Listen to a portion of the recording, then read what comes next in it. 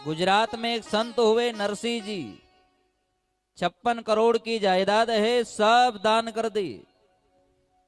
लोगों ने कहा तू पागल हो गया क्या? परिवार के लोगों ने कहा तू पागल हो गया, सब दान कर दी। तो वही नरसिंह जी ने कहा कि मैंने दान नहीं किया, मैंने तो बैंक में जमा किया है और उस सामरिया सेठ से नाता जोड़ा है। लोगों ने कहा क्यों रे पागल, दान करने से भगवान मिल जाए क्या? हमारे पास भी इतनी जमीन है, इतनी जायदाद है, सब दान कर दे तो भगवान मिलेगा? तो बिल्कुल मिलेगा, आप जमा करो बैंक में। और आज भी हम दान तो कर रहे हैं, लेकिन नरसिंह जी जैसे बन के दान नहीं कर रहे। अपन कलयुग के व्यक्ति बन के दान कर रहे हैं कि दान तो कर रहे हैं लेकिन पीछे नाम के लिए दान कर रहे हैं कि मैंने वहां पर इतना दिया, मैंने वहां पर इतना दिया। अरे 10 वर्ष पहले भी अगर यहाँ कथा हुई होनी तो वो बार बार बोलेगा 10 साल पहले भागवत हुई थी, नहीं तो प्रसाद की व्यवस्था अपना तरफ से थी। और जो दिखे वो यहीं रह जाए, गुपत वहां पर जाए। कहीं बोले जो दिखे वो यहीं रह जाए, गुपत वहां पर जाए।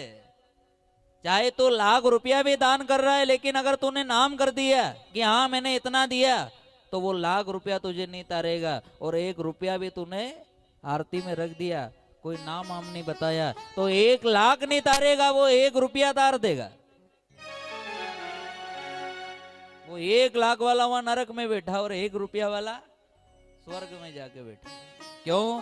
जितनी बनी हमसे, लेकिन जितनी भी बनी वो भाव से दिया, अहंकार से नहीं दिया कि मैं इतना कर सकता हूं। नहीं। और भगवान से यही कहना कि हे गोविंद, चाहे कितना भी धन दे लेकिन अहंकार मत देना।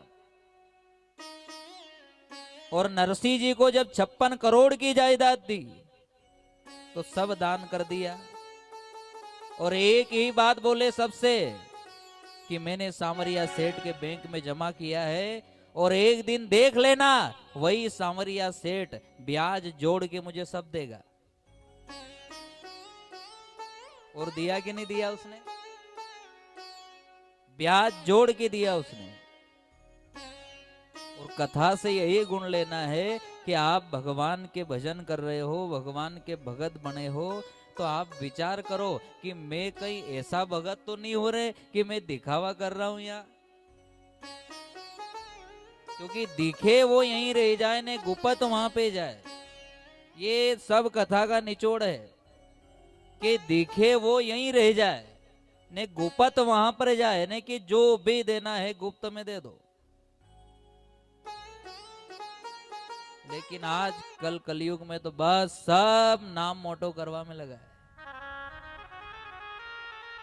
मंदिर बनवाए, बड़ी शिला लगवाए, ऊपर लिखे कि हमारा बाप दादा आना, इनकी तरफ से मंदिर है, इनकी तरफ से कलश है। तो बेचारा बाप दादा के लिए तुमने दान तो किया, लेकिन वो दान ऐसा किया कि मरने के बाद भी उनको काम नहीं आया, वो नरक में ही सड़ रहे।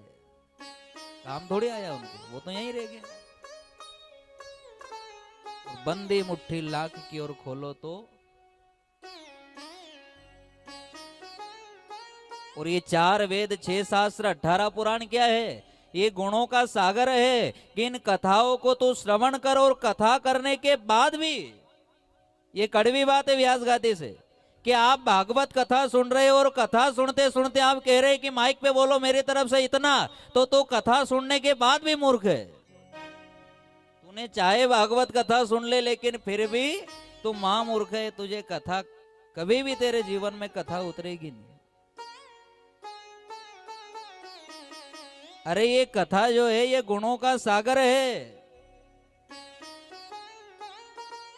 और इसीलिए साधु संत कहते हैं कि जीवन भर कथा श्रवण करो, सत्संग श्रवण करो। क्यों?